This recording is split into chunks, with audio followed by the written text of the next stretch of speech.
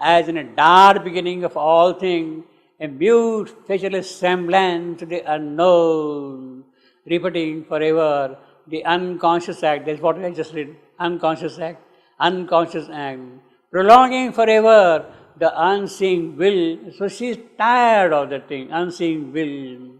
Cradle the cosmic rouse of ignorant fool. Now, what it means is, it is the semblance which is repeating the unseen act, prolonging the unseen will. It is the semblance which cradles the cosmic rouse of ignorant force. The subject of the sentence is semblance, featureless semblance, and it is that featureless semblance which is cradling the cosmic drowse of ignorant force. Again, this ignorant force, I will say, is not really different from the fallen self's power. See, we have got here an example, 108.57. An adversary force was born of old. This is what this discussion we were reading, was born of an invader of the life of mortal man. It hides from him the straight immortal path. It, that adversary force, again the pronoun is it. It hides from him the straight immortal path. So we can say, in a general way, that this ignorant force, the fallen self's power, even to some extent, the power of night, they are equivalent. They are the same in the description, you see. And carries our lives. So, what is the semblance? It is the semblance which is cradling the ignorant force. And she is carrying our lives in its somnambulous world. Again, what is that its? Here this its is for the slumber, the creative slumber. The semblance cradles the cosmic drowse of ignorant force. Of this ignorant force, creative slumber, it carries somnambulous force. It is a creative force, you see. It is because of this creative force that the suns got kindled. As seen in the record of Yoga, Sri Aurobindo speaks of 3 forms of Agni, Trishna, Prajapati, and Matarishwan. You see, it is these forms which are kindled in the sun. And then one after the other, then the divine Vishnu enters into them. And then the full body, in the last kosha, the full body of Vishnu will be formed, you see. And carries our lives in a somnambulous world. So all that thing is already kind of embedded in this description. Athwart the vain, enormous trance of space. Well, because she is frustrated, nothing is happening, vain. Enormous trance of space. Well, quiet. So, it's formless stupor without mind or life. A shadow spinning into a soulless void. Again, you see this soulless void, it is the same thing. Last nothingness, etc., they are all equivalent. Zero, nothingness, so they are all equivalent here. You see, he is using different things. Thrown back once more into unthinking dreams. They are not able to imagine what is going to happen. Earth veiled, abandoned in the hollow gulf, forgetful of spirit and her fate. Now, it is in this total void, you see now earth aimlessly moving in space. The formation of earth has now occurred here as a significant possibility in the process of this tardy evolution. And as we saw earlier, earth is the first element with which things are happening here. Then will come apas, then will come tejas, then will come vayu, then will come akash. Prithvi, aap, tej, vayu, Akash. They will come one after the other. In other words, the full body of Vishnu will be formed when all these 5 elements come into full action and play here. It is now just the beginning, the physical body of Vishnu is formed here, you see. Mahavishnu, as it says here. Earth built, abandoned, the hollow girl, forgetful of her spirit and her fate. She does not know it. She has forgotten her own psychic being. She is not aware of it, you see. Now, earth veiled, abandoned, a shadow, she is of course a shadow now. The real earth is a different thing. What we see here in the physical earth is a shadow of that real earth. See, we have, last time we saw that earth is the present center of evolution. The last theatre was Mars, as you said. Now from Mars we have come to earth. Earth is carrying the memory of the whole thing. Now, we have seen that Agni Tvashta is the first principle, Madarishwan is the second, Prajapati will appear finally. With the appearance of Prajapati, there will be 4 manos, mental beings. It is these mental beings who will create man upon earth. So, all that has already happened there by Prajapati, they will be now kind of transcribed on earth, physical earth. You see. This happens not in the physical world at first, but in the mental world, which stands behind earth life. Now, earth has 7 planes of being. The occult earth. This is the physical earth, but what he is describing here is the occult. Earth has 7 planes of being, of existence, of formation, of quality. We have already seen that thing, but let us see it again. 148.10. 148.10. So you see, that is how you see everything is there in Savitri. You have to only go back and forth. 148.10.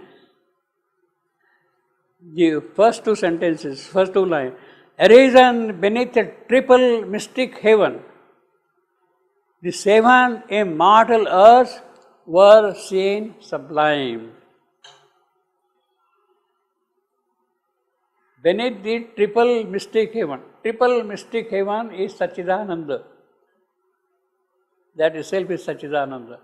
Beneath Satchidananda means all these things are happening in the Virata Purusha, in the cosmic extension.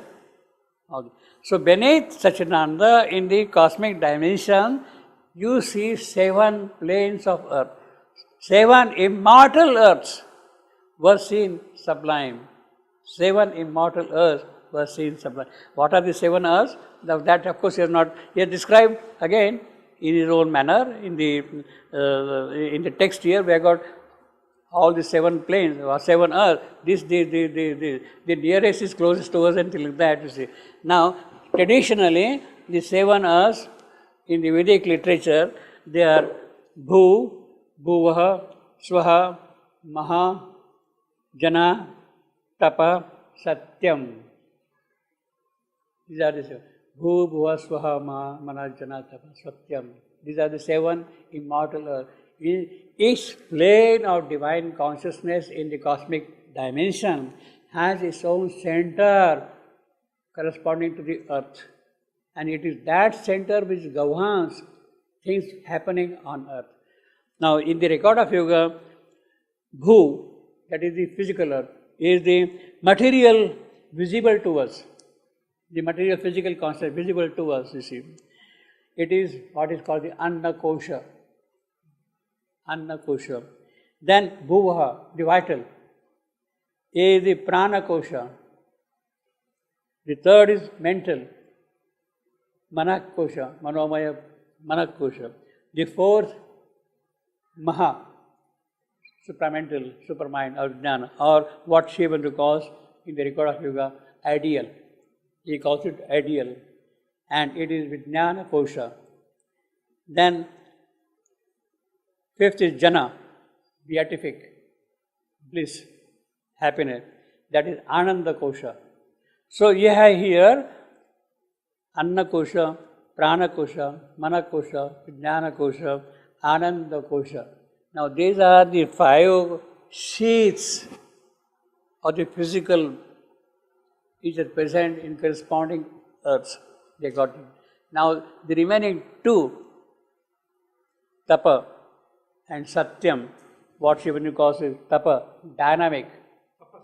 Tapa, dynamic, and Satyam, the essential.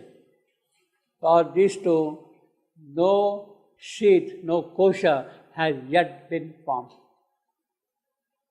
For this, no kosha, no sheath has yet been formed. So in other words, all the 7 koshas possible, 5 already exist, 2 have yet to be formed. Now they will be formed when the supramental body is going to get ready. They will participate in that, Tapa and Satyam, the dynamic and the essential. They will be formed when the supramental body is there. Now these first 5 koshas, Anna, Prana, Mana, Vijnana and Ananda Kosha, these are described in great beauty and in exquisite poetry in Taittiriya Upanishad. In the Taittiriya Upanishad, they have been described in great beautiful details, you see, all these 5 koshas. But of the other 2 koshas, there is no knowledge in the ancient spirituality, because they are not there, they have not been formed yet. So those rishis were not aware of that. Shivanu says those 2 also will get formed, had to get formed for the completeness of this creation, you see. So now earth being abundant, so this is the physical earth, but behind this earth are all these occult ranges of the earth and all these occult possibilities which have to come into play in this creation here. Earth being abundant with the hollow ground, forgetful of her spirit, abandoned.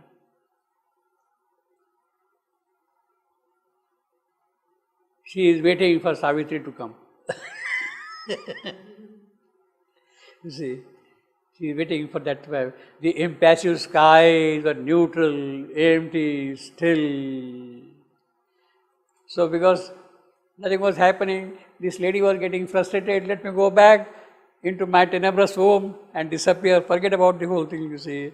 But then, there was something which also important, some kind of an aspiration awoke in the darkness. See, after all, it is the creation of the infinity himself, and that creation is with a purpose. Therefore, that aspiration is sort of inherently present at the bottom of this zero. That aspiration is inherently present at the bottom of this zero. Otherwise, nothing will happen, you see. Then, something in the inscrutable darkness. You see, here he is calling now inscrutable darkness. Earlier, tenebrous darkness, tenuous, all those things are same thing. Mystery, musing, brooding, they are all kind of equivalent terms, you see. In nameless moment, an unthought idea, insistent, dissatisfied, without a name, something that wished but knew not how to be. Is the inconscient to wake ignorance. As I told you last time, this is a great mystery that out of nothing that something has come out. Nobody can explain that thing. The inconscient now is turning into ignorance. It's a great major step in the process of evolution, you see. Is inconscient to be ignorant.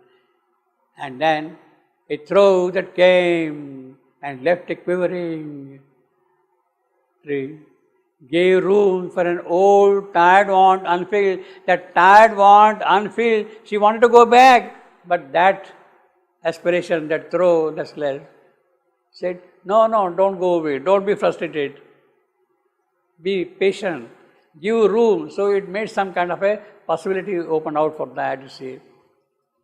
Then something in the inscrutable darkness stirred, a nameless movement, an unthought idea, insistent. See, that aspiration is that will is there, the divine will is there. You call it aspiration, in the language of the mother, you call it will. In the language of the Upanishads, in the language of the Vedas, Sankalpa. There is that will, you call it in the language of the Veda, Agni. He is present there, the psychic fire is there, you see. And it is that which will always keep on burning. Take the inconscient to be ignorant, a throat that came and left a quivering dream, gave room for an old, tired want unfilled, at peace in a subconscious, moonless cave. See, all these things are again, moonless cave, tenebrous womb, all these things are equivalent terms, you see. To raise his head and look for absent light. That is the aspiration again. Straining closed eyes of vanished memory. Yeah, everything is forgotten in the pralaya, you see. Straining closed eyes of vanished memory, like one who searches for a bygone self and only meets the corpse of his desire. But he is not there. Only he desires something to happen. Is the dead body of the desire is what all that you see here.